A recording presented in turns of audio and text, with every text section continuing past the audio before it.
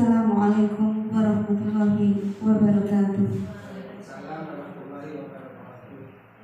Yang terhormat Bapak Kepala Sekolah SD Negeri 2 Telaga Tunggal, yang kami hormati Bapak Ibu Guru serta tenaga kependidikan SD Negeri 2 Telaga Tunggal.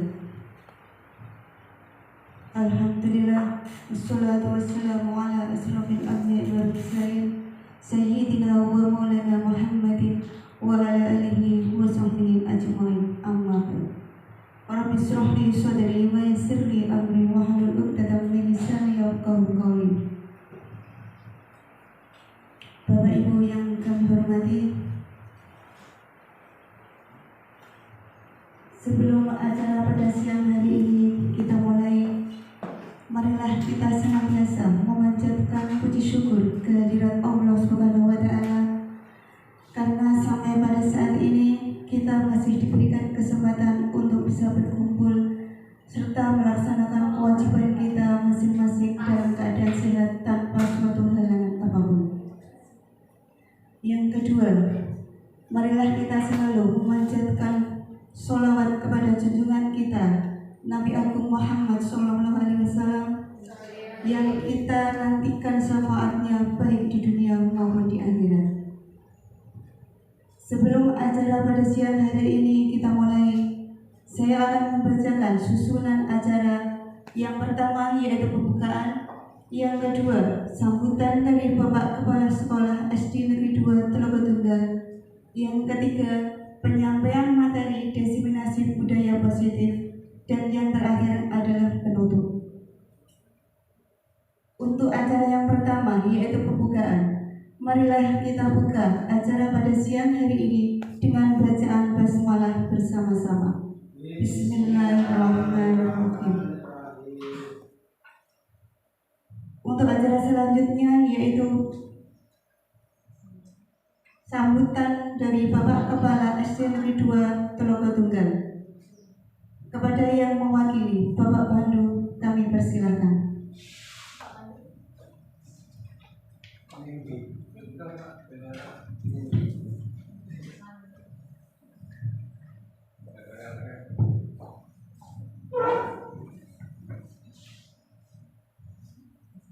Assalamualaikum warahmatullahi wabarakatuh.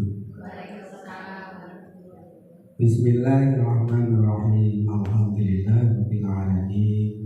Wassalatu wassalamu ala asrofil anbiya'i wal mursalin Sayyidina wa maulana Muhammadin wa ala alihi wa ashabihi ajma'in. Amma ba'd.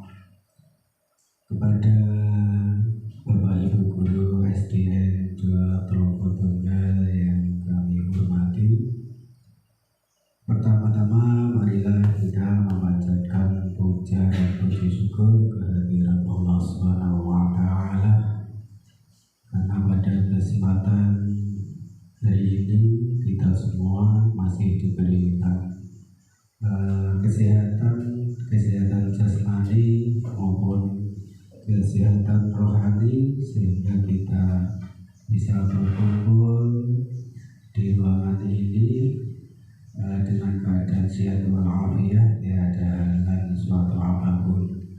Tidak henti-hentinya salawat salam saya aturkan kepada baginda Nabi Muhammad Rasulullah SAW. Biqauli Allahumma shalli ala sayyidina Muhammad wa ala ali sayyidina Muhammad. Mudah-mudahan kita semua mendapat syafaat di dunia, terlebih-lebih syafaat besok di hari kiamat. Amin Allahumma amin. Bapak-bapak, ibu-ibu semuanya yang hadir pada kesempatan hari ini, pertama kami mengucapkan terima kasih atas kesediaan Bapak Ibu Guru semuanya yang hadir pada siang hari ini guna membahas atau dimintai tolong kepada Ibunda kelas 1, yaitu Ibu Buti, Ibu Isli. Ya,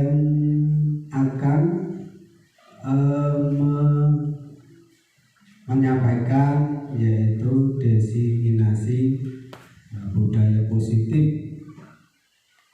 yaitu calon guru penggerak SDN 2 Tunggal, yaitu angkatan yang ke-9. Mudah-mudahan kita yang belum bisa atau yang baru menjadi calon guru bergerak, mudah-mudahan bisa nyusul kepada Ibu Isni yang sudah jadi calon guru bergerak, diantaranya yaitu Bapak Suwarno juga. Kemudian yang lain mudah-mudahan semuanya terekrut menjadi guru penggerak. Amin Allahumma amin. Bapak Ibu semuanya yang hadir pada siang hari ini, kami mewakili Bapak Kepala Sekolah karena Bapak Sekolah sedang ada acara penting, maka dari itu saya mengucapkan terima kasih yang sedalam-dalamnya kepada Ibu Isni yang sudah berjuang atau menggeluti guru penggerak sampai detik ini belum ada kendala. Namun nanti kalau ada kendala atau yang lainnya, mudah-mudahan Bapak Ibu bisa bantu. Apabila nanti kok sudah berjalan dengan baik, lancar, nanti bisa ditularkan kepada guru-guru yang lain. Semoga apa yang dicita-citakan menjadi guru penggerak oleh Ibu Isni mudah-mudahan sukses dan sukses selalu. Amin Allahumma amin. Sekian saja sambutan dari kami. Mudah-mudahan walaupun sedikit menjadi semoga menjadi dorongan motivasi kepada teman-temanku semuanya yang belum menjadi guru penggerak atau yang mau melaksanakan guru penggerak. Terima kasih atas waktunya yang diberikan kepada kami. Minta maaf kepada Bapak Ibu guru apabila penyampaian kami kurang berkenan. Kami mohon maaf yang sebesar-besarnya. Kiranya cukup sekian saja. Billahi taufiq wal hidayah. Assalamualaikum warahmatullahi wabarakatuh.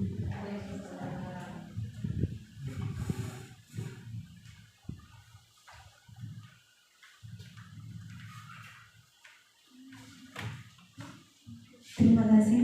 Untuk acara yang ketiga, yaitu acara inti penyampaian materi diseminasi budaya positif oleh Bu Isni Masruka.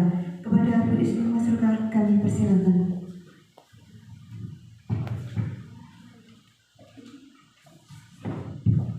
Assalamualaikum warahmatullahi wabarakatuh. Bapak Ibu guru, terima kasih atas waktu yang diberikan kepada saya. Mohon maaf jika hari ini Ibu Isni sangat minta maaf untuk waktu yang diberikan kepada Bapak Ibu guru. Terima kasih.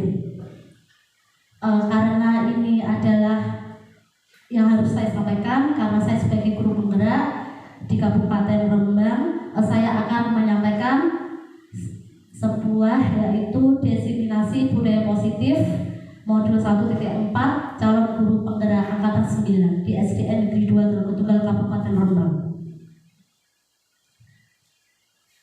Perkenalkanlah Bapak Ibu, beliau adalah praktek pengajar saya dan ibu fasilitator saya. Beliau adalah Ibu Proto Eni. Dia berasal dari Gunung, Kabupaten Rembang. Kemudian Ibu Farida Yuniar, beliau berasal dari Kalimantan. Bapak Ibu guru, saya hari ini akan menyampaikan yaitu konsep utama penerapan budaya positif. Yaitu yang pertama adalah perubahan paradigma belajar. Yang kedua, disiplin positif dan nilai-nilai kebijakan universal. Yang ketiga, motivasi perilaku manusia. Yang keempat, kebutuhan dasar manusia. Yang kelima, posisi kontrol. Yang keenam, keyakinan kelas. Dan yang ketujuh, segitiga restitusi. Bapak Ibu, di sini saya akan menjelaskan tentang disiplin positif. Itu ada 4 ya.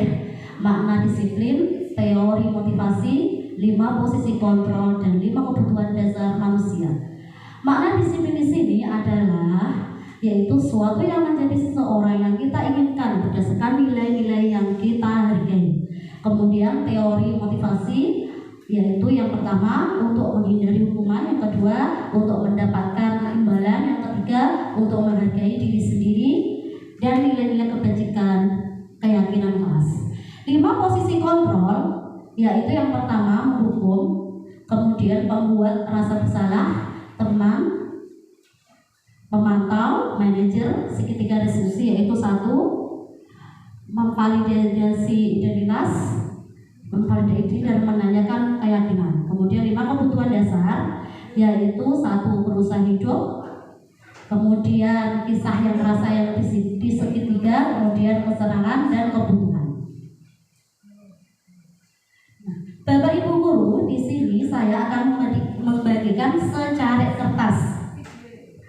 Secari kertas ini nanti Bapak Ibu tulis sesuatu yang sangat Anda hargai dan yang sangat berharga bagi Anda.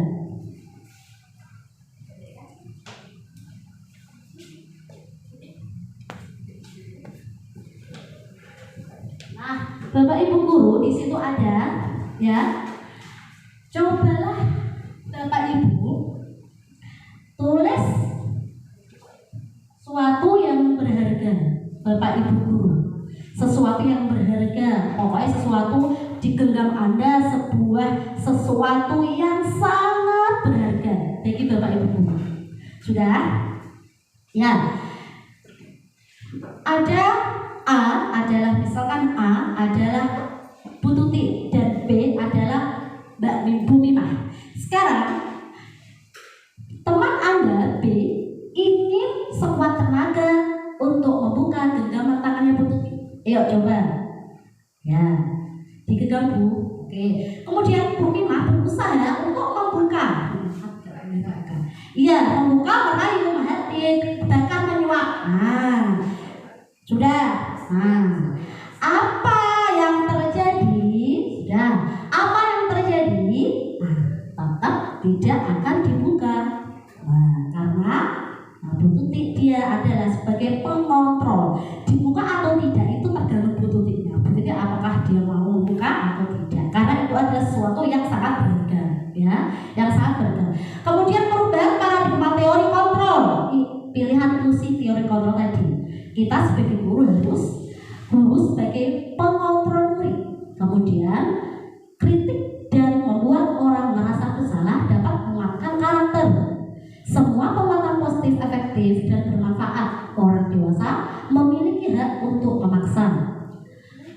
Kemudian ilusi guru kontrol murid, yaitu di situ dijelaskan bahwa guru sedang mengontrol perilaku murid. Bahwa kita adalah sebagai guru adalah menuntun murid, kita harus mengontrol apa perkembangan murid itu sendiri sesuai dengan bakat dan minatnya.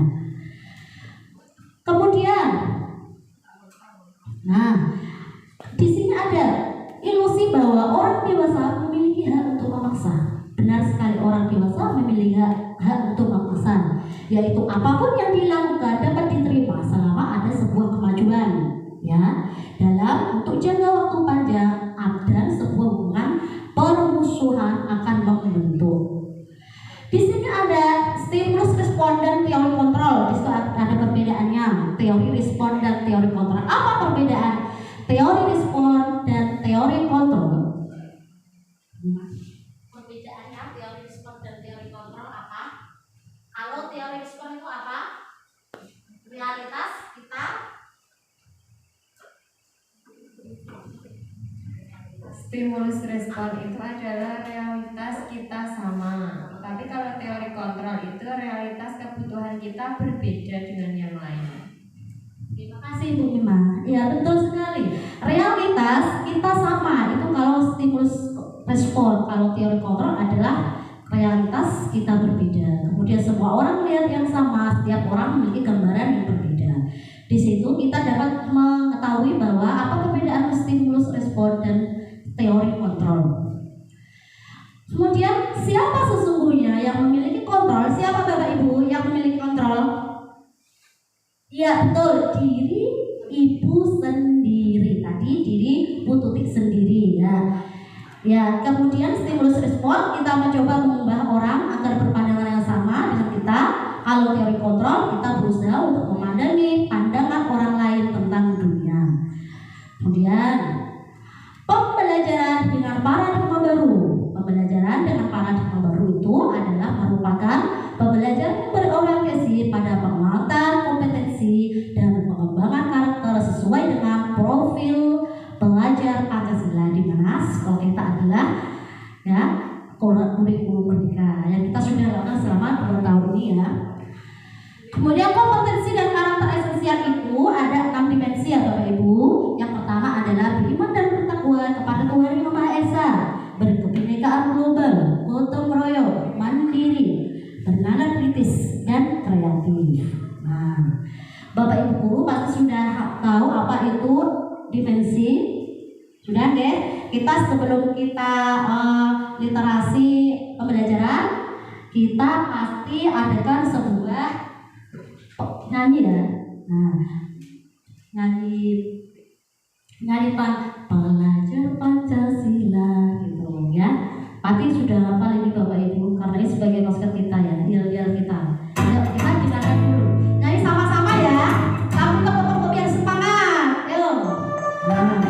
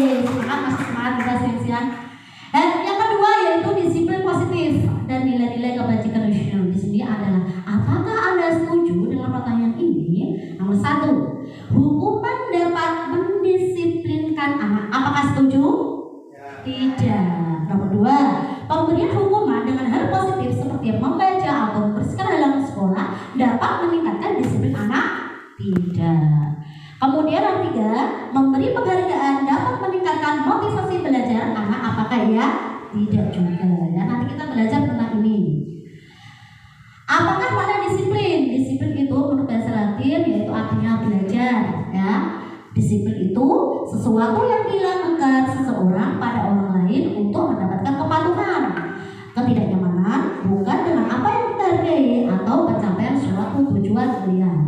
Kemudian nilai-nilai kebajikan universal, ya tadi beriman dan bertakwa kepada Yang Maha Esa, mandiri, bernalar kritis, berkebinekaan global, gotong royong dan kreatif. Nah, di sini 3 motivasi perilaku manusia.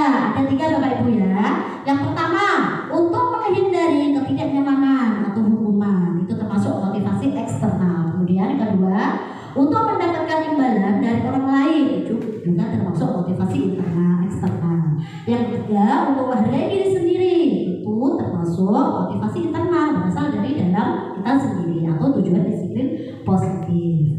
Kemudian 3 motivasi ini dapat ada 3 alasan motivasi perilaku manusia, yaitu yang pertama adalah untuk menghindari ketidaknyamanan atau hukuman. Ini adalah tingkat terendah dari motivasi perilaku manusia. Biasanya orang yang motivasi perilakunya untuk menghindari hukuman atau ketidaknyamanan, dia akan bertanya, apa yang akan terjadi apabila saya tidak melakukannya.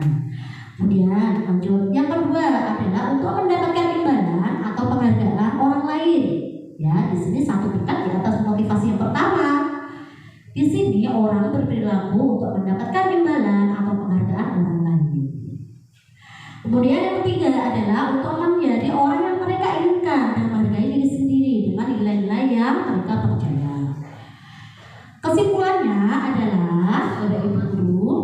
Motivasi yang akan membuat seseorang memiliki disiplin positif karena motivasi perilakunya bersifat internal, bukan eksternal, Bapak Ibu. Sekarang tujuan dari disiplin positif yaitu menanamkan motivasi yang ketiga pada murid-murid kita, yaitu untuk menjadi orang yang mereka inginkan dan menghargai diri sendiri dengan nilai-nilai yang mereka percaya. Ketika murid-murid kita memiliki motivasi tersebut, mereka telah memiliki motivasi intrinsik yang berdampak jangka panjang, motivasi yang tidak akan berpengaruh pada adanya hukuman atau hadiah. Mereka akan tetap berperilaku baik dan berlandaskan nilai-nilai kebajikan karena mereka ingin menjadi orang yang menjunjung nilai-nilai yang mereka hargai. Kemudian di sini ada gambar siapa itu? Ki Hajar Dewantoro. Beliau adalah beliau merdeka menurut Ki Hajar Dewantoro. Ini adalah tuntunan dari Ki Hajar Dewantoro. Mereka itu artinya tidak hanya terlepas dari perintah, akan tetapi juga cakap membuat memerintah diri sendiri. Ini menurut Ki Hajar Dewantoro tentang konsepsi keteladanan sikap, ya. Terus kemudian Bapak Ibu guru, apakah Bapak Ibu guru tahu apa perbedaan hukuman, konsekuensi dan restitusi? Ya, di sini ada sebuah cerita Bapak Ibu guru. Ya, kita di sini ada sebuah cerita tentang Eva. Ini ada salah satu contoh hukuman, ya. Eva kurang menguasai pelajaran matematika, sehingga pada saat pelajaran tersebut berlangsung, dia lebih banyak berdiam diri dan menggambar di buku pelajarannya. Pada saat guru matematikanya, yaitu Pak Seno, menanyakan pertanyaan, Eva menjadi gugup dan tidak sengaja menjatuhkan tasnya dari kursi, serta tiba-tiba menjadi gugup pada saat berupaya menjawab. Seluruh kelas pun tertawa melihat perilaku Eva yang bicara tergegar dan terkejut tersebut. Pak Seno pada saat itu membiarkan temannya Eva menertawakan Eva yang tergagap dan malu luar biasa, dan minta Eva untuk maju ke depan dan berdiri di depan kelas sambil menunjuk hidungnya, ya. Karena dia tidak menjawab pertanyaan Pak Seno, kelas makin gaduh dan anak-anak pun tertawa melihat Eva di depan kelas memegang ujung hidungnya. Nah, Bapak Ibu guru, tadi kan ada sepenggal cerita tentang Eva. Eva tadi kan dihukum oleh Pak Seno karena dia tidak memperhatikan pelajaran matematikanya. Dia dihukum di depan kelas dan berdiri dan memegang hidungnya. Sekarang, apakah Anda setuju dengan tindakan Pak Seno terhadap Eva? Coba Pak Warno, saya ingin tahu jawabannya sama Pak Warno.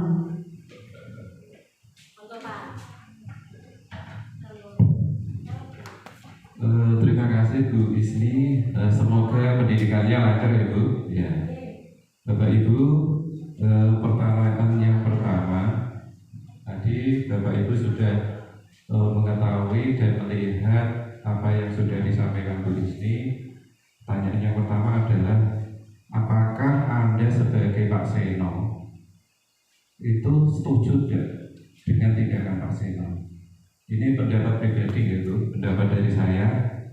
Saya kebetulan sudah mengajar sejak tahun 2005 Bu, sampai sekarang tahun 2023, GTT 5 tahun, 8 tahun di SD Negeri Polbayem. Ini sampai sekarang, mulai tahun 2018 sampai sekarang bersama Bu Isni di SD Negeri 2 Tenggal. Yang pertama, ketika saya membaca tadi yang disampaikan Bu Isni, pertama saya tidak setuju karena tindakan Pak Seno itu membuat anak Iva ya Bu, membuat anak Iva itu ditertawai teman-temannya. Artinya di sini nanti Iva itu besok kalau dia dewasa itu mungkin sampai dia dewasa itu terngiang-ngiang ingatannya bahwa dia pernah disuruh Pak Seno berdiri di depan kelas terus disorai teman-temannya. Itu artinya apa? Secara tidak langsung itu Pak Seno menghukum si Iva. Itu yang pertama. Yang kedua, menurut saya tindakan Pak Seno terhadap Iva itu sebuah hukuman, Bu. Karena apa? Pak Seno itu bukan menanyai dulu, artinya tidak konfirmasi dulu kepada Iva. Iva itu kok dia melakukan itu sebabnya apa? Nah itu. Jadi Pak Seno itu langsung menjustis, langsung menghukum Iva bahwa Iva itu salah. Tidak konfirmasi dulu alasan Iva melakukan hal tersebut itu apa? Mengapa Iva melakukan hal tersebut? Itu Bu sedikit pendapat dari saya. Mungkin bisa ditambahi Pak Pandu atau Bapak Ibu yang lain. Untuk Bu Isni saya kembalikan waktu sebelumnya kepada Bu Isni. Terima kasih Pak Warno. Berikan aplaus untuk orang Bapak Ibu. Hebat sekali Pak. Jawabannya sangat hebat. Mohon maaf Bapak Ibu, apakah ada tambahan Pak Pandu? Oh iya, beliau adalah guru PAI kita. Monggo Pak.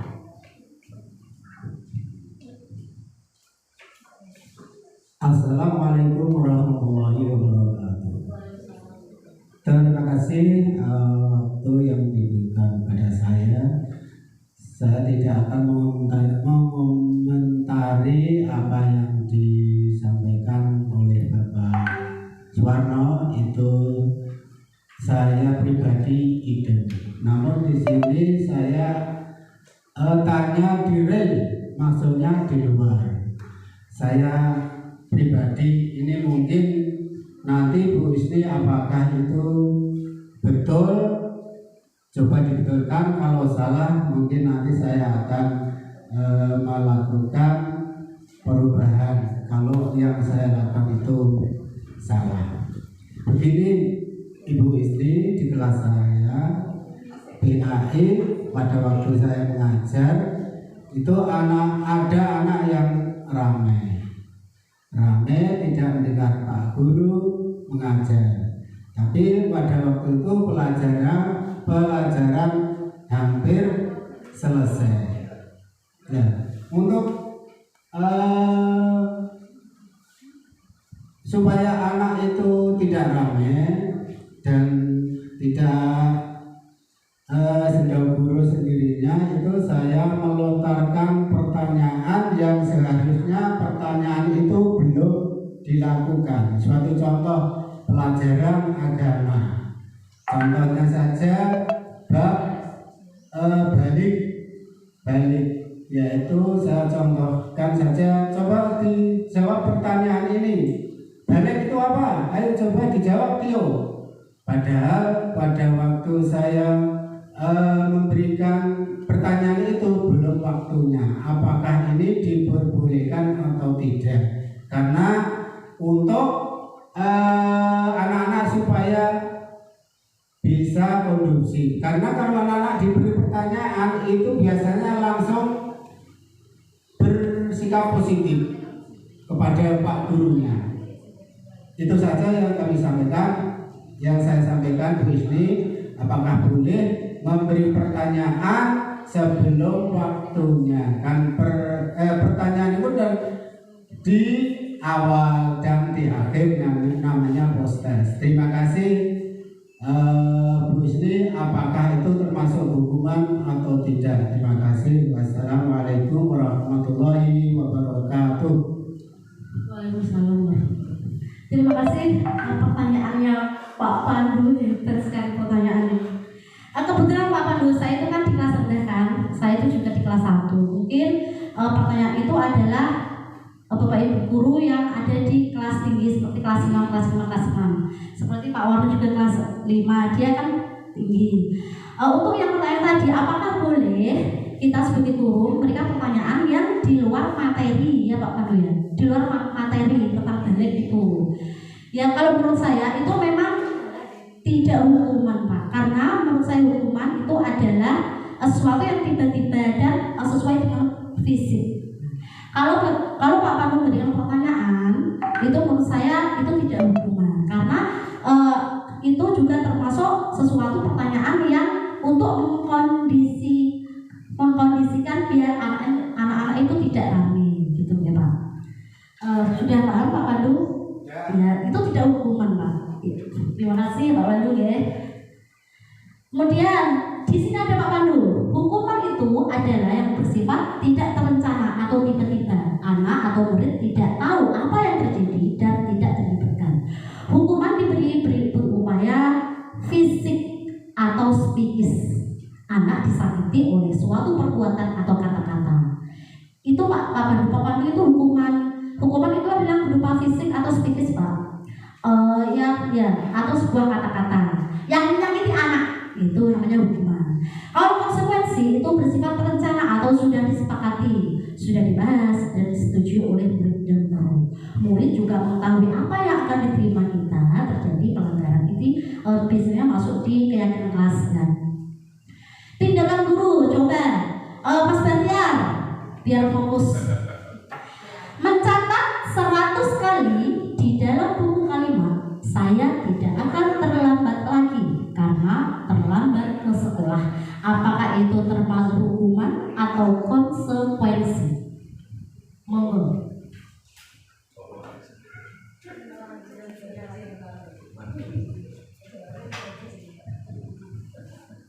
Mencatat 100 kali kalau dari pengalaman saya waktu sekolah itu adalah sebuah hukuman, karena waktu di SMP pun Pengalaman pribadi. ya, saya juga pernah dihukum, disuruh menulis Al-Fatihah itu 50 kali. Nah, sedangkan teman saya ada yang 100, ada pokoknya ada yang lebih banyak. Ya menurut saya itu adalah sebuah hukuman. Terima kasih.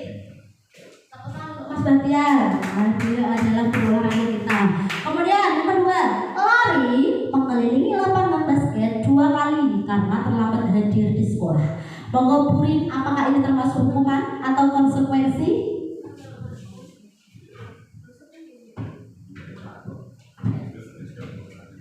Baik, untuk lari mengelilingi lapangan basket 2 kali karena terlambat hadir di sekolah, menurut saya adalah sebuah hukuman karena menyangkut fisik. Terima kasih.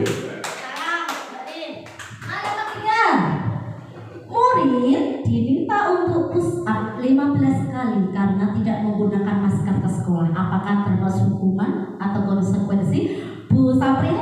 Nah, Bu Saprilia kita termasuk hukuman atau konsekuensi Bu? Terima kasih atas waktunya. Kalau menurut saya itu adalah sebuah hukuman, karena di dalam sini kan murid diminta push up 15 kali. Berarti ini termasuk hukuman Bu. Betul ya? Terima kasih. Terima kasih Bu Sapril. Tepuk tangan untuk Bu Sapril. Yeay, bagus sekali. Sekarang soal yang keempat, menggantikan kertas tugas teman yang telah dicoret-coret. Bu Mimah, apakah termasuk hukuman atau konsekuensi? Itu termasuk konsekuensi ya Bu, karena anak sudah tahu kertas milik temannya dicoret-coret. Jadi konsekuensinya harus diganti dengan kertas yang baru. Bagus sekali. Hebat semua Bapak Ibu guru ini, Bapak guru SDN 2 tahun tugas semua, mantap. Sekarang lanjut, membersihkan tumpahan air di meja tulis karena tersenggol pada saat belajar. Bu Tuti, ini apakah hukuman atau konsekuensi? Monggo Bu.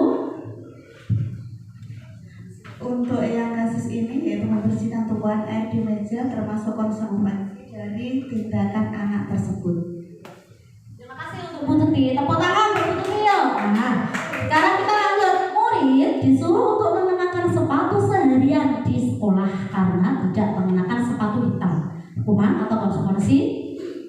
Hukuman. Kemudian lanjut, kehilangan 10 menit jam istirahat untuk mengerjakan tugas karena terlambat datang dan tertinggal pelajaran selama 10 menit. Hukuman atau konsekuensi? Bapak Ibu guru sudah paham ya? Alhamdulillah. Sekarang perbedaan hukuman dan konsekuensi. Kalau hukuman adalah sesuatu yang menyakiti, itu hukuman. Konsekuensi adalah sesuatu yang terjadi. Kalau hukuman itu adalah anak membenci ya. Kalau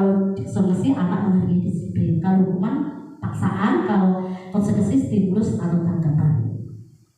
Kita lanjut. Apa itu restitusi, Bapak Ibu guru? Apa itu restitusi?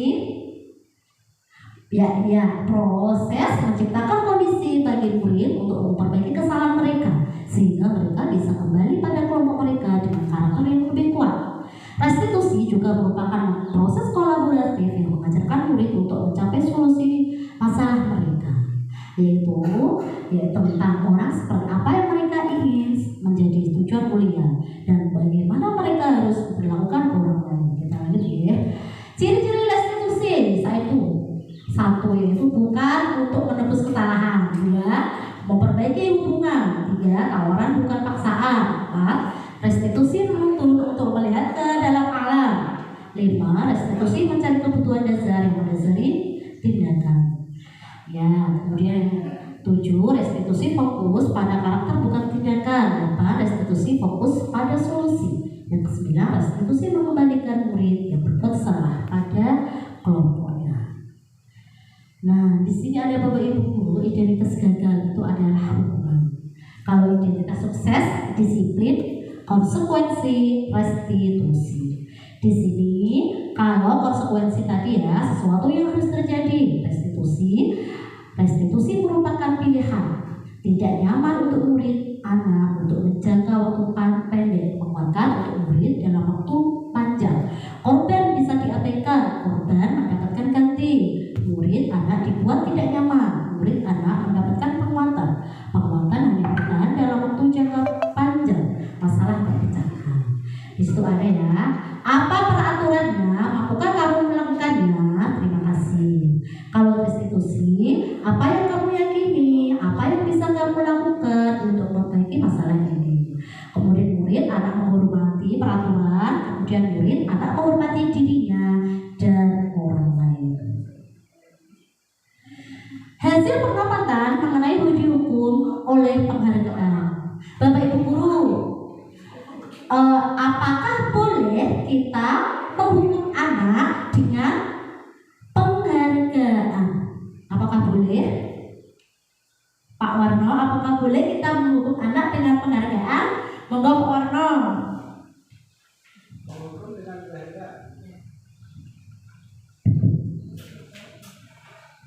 Ini pertanyaan yang sulit, Bu.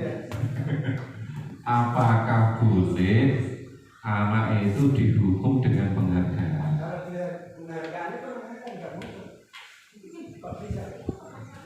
Gini,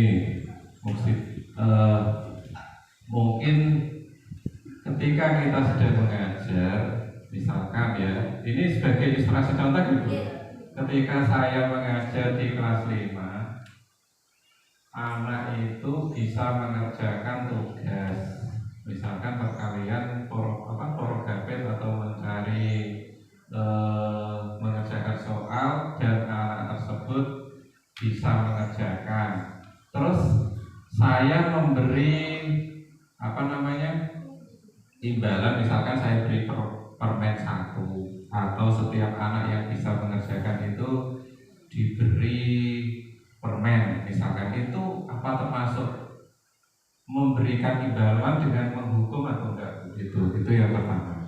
Terus yang kedua tadi dikaitkan dengan memberi hukuman dengan penghargaan, itu kalau saya pikir-pikir, kalau anak itu diberi penghargaan terus, ketika anak itu menjawab suatu soal, terus orientasi anak tersebut di penghargaan, otomatis anak itu bukan dari diri sendiri, iya Bu, seperti itu kalau menurut pemahaman saya. Artinya di sini anak itu mau menjalankan sesuatu, mau melaksanakan anjuran, mau melakukan suatu pekerjaan atau tindakan apabila anak tersebut diberi penghargaan atau diberi hadiah. Itu kalau menurut pemahaman saya. Mungkin kalau Bapak Ibu ada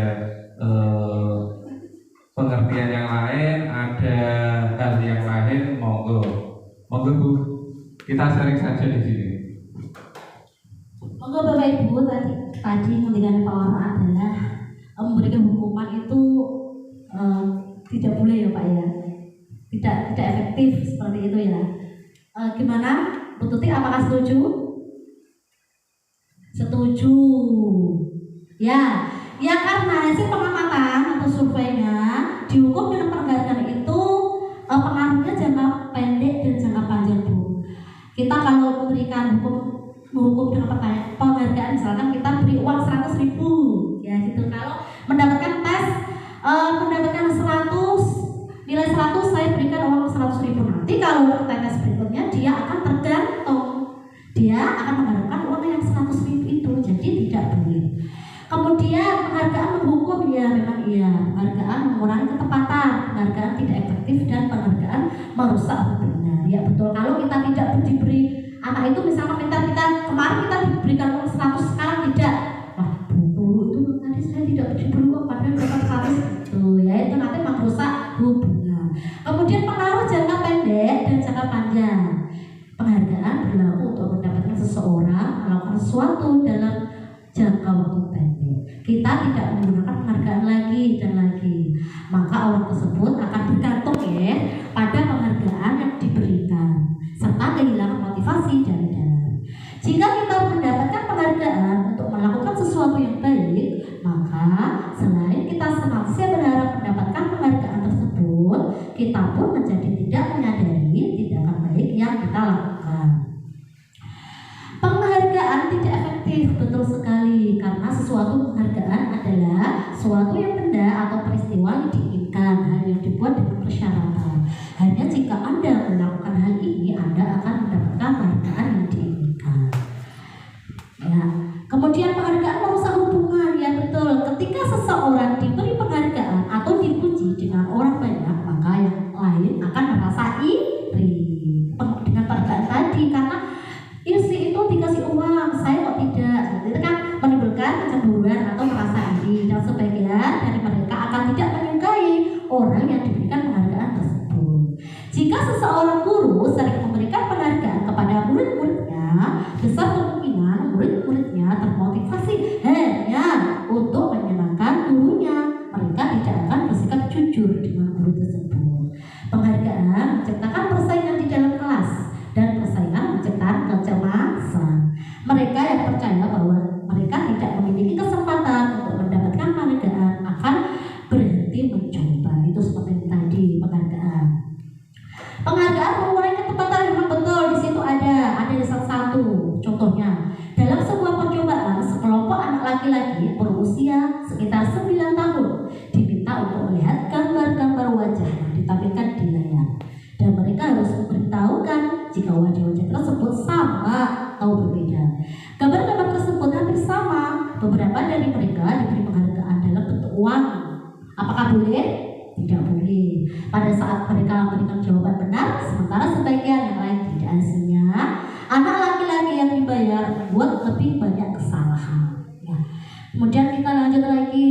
Nah, penghargaan itu menghukum, ya memang betul. Penghargaan menghukum mereka yang tidak mendapatkan penghargaan. Misalnya dalam sistem ranking, mereka yang mendapatkan ranking kedua akan merasa dihukum. Penghargaan dia dihukum adalah hal yang sama, karena keduanya mencoba mengendalikan perilaku seseorang. Nah, dihukum oleh penghargaan. Apa itu? Penghargaan menurunkan kualitas, penghargaan mematikan kreativitas, dan penghargaan mengurangi motivasi intrinsik. Nah, sekarang kita belajar tentang poin 4, yaitu kebutuhan dasar manusia. Di situ ada bertahan hidup, kasih sayang dan rasa diterima, kesenangan, penguasaan, dan kebebasan. Nah, kebutuhan bertahan hidup di situ adalah kebutuhan yang bersifat fisiologis untuk bertahan hidup, misalnya kesehatan, rumah, dan makanan. Kalau kebutuhan biologis, sebagian dari proses reproduksi termasuk kebutuhan untuk tetap bertahan hidup. Komponen psikologis pada kebutuhan ini meliputi kebutuhan yang akan perasaan aman. Nah, kita lanjut. Kedua adalah kasih sayang dan rasa diterima. Di situ ada kebutuhan untuk disayangi dan terima, meliputi kebutuhan akan hubungan dan koneksi sosial. Nah, kemudian penguasaan kebutuhan pengakuan atas kemampuan. Kebutuhan ini berhubungan dengan kekuatan untuk mencapai sesuatu, menjadi kompeten, menjadi terampil, diakui atas prestasi dan keterampilan kita, didengarkan dan dimiliki rasa harga diri. Nah, kita lanjutkan lagi, yaitu kebebasan. Kebutuhan akan pilihan. Kebutuhan untuk bebas adalah kebutuhan akan kemandirian, otonomi, memiliki pilihan dan mampu mengendalikan arah hidup seseorang. Nah, sekarang kesenangan, kebutuhan untuk merasa senang, kebutuhan untuk mencari kesenangan, bermain dan tertawa. Bayangkan hidup Anda menikmati apapun, betapa menyedihkan. Ya, di situ ada ya. Nah, anak-anak dengan kebutuhan dasar, kesenangan yang tinggi, biasanya ingin menikmati apa yang dilakukan. Mereka juga bisa berkonsentrasi tinggi saat mengerjakan hal yang disenangi. Nah, sekarang kita belajar tentang posisi kontrol. Nah, itu ada 5, yaitu pengukur, membuat orang merasa bersalah, teman, pemantau, dan manajer. Nah, di sini ada salah satu contoh penghukum ya Mbak Ibu. Kemarin ada anak saya yang itu tidak tiket kelas. Saya menghukumnya.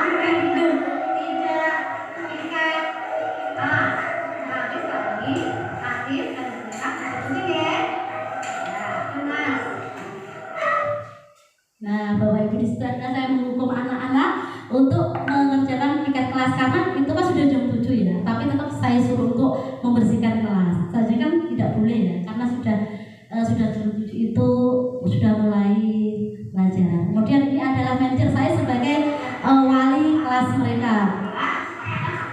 Tidak boleh,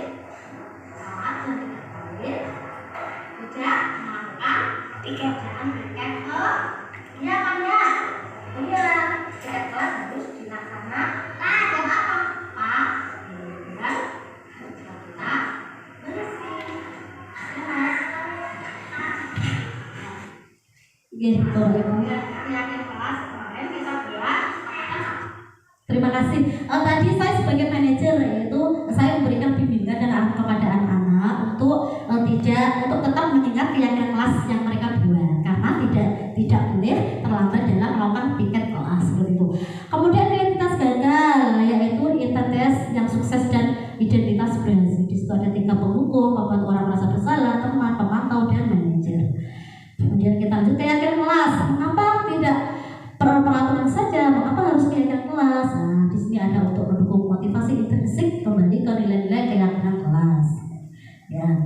Kemudian peraturan dan keyakinan apa bedanya peraturan dan keyakinan kelas? Kalau peraturan adalah selalu kembalikan buku ke tempatnya. Kalau keyakinan kelas tanggung jawab. Dilarang mengganggu orang lain. Kalau keyakinan kelas menghormati orang lain. Hadir 15 menit menghormati orang lain. Dilarang melakukan kekerasan, keselamatan, menghormati orang lain. Nah, itu adalah perbedaannya. Kemudian segitiga restitusi. Tahapannya dalam segitiga restitusi itu ada 3 Bapak Ibu. Menstabilkan identitas, validasi kebutuhan, dan menanyakan keyakinan. Nah, di sini dapat dijelaskan segitiga restitusi. Ya, kamu tahu punya alasan mengapa melakukan itu? Adakah cara yang lebih efektif untuk mendapatkan apa yang kamu butuhkan? Ini Bapak Ibu. Kemudian di sini ada menstabilkan identitas. Contohnya, guru berkata, berbuat salah itu hal yang manusiawi, tidak ada manusia yang sempurna. Bapak Ibu guru juga bersalah, kita pasti bisa menyelesaikan masalah ini. Itu adalah contoh menstabiliskan identitas. Kemudian validasi kebutuhan. Guru berkata, kamu bisa saja kan melakukan hal yang buruk, tapi kamu tidak melakukannya kan? Kamu pasti punya alasan mengapa melakukannya. Seperti itu, yaitu adalah validasi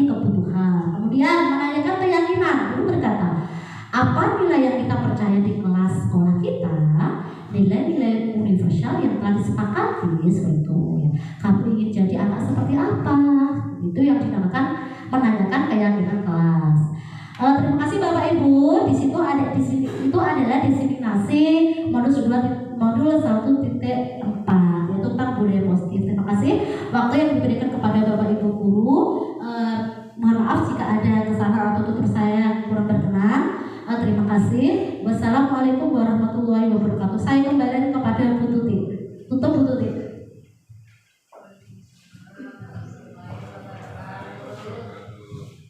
Terima kasih. Untuk acara yang terakhir yaitu penutup. Marilah Bapak Ibu kita tutup acara pada siang hari ini dengan bacaan hamdalah bersama-sama. Alhamdulillahirrahmanirrahim. Sekian, jika ada kata-kata yang belum berkenan, saya mohon maaf yang sebesar-besarnya.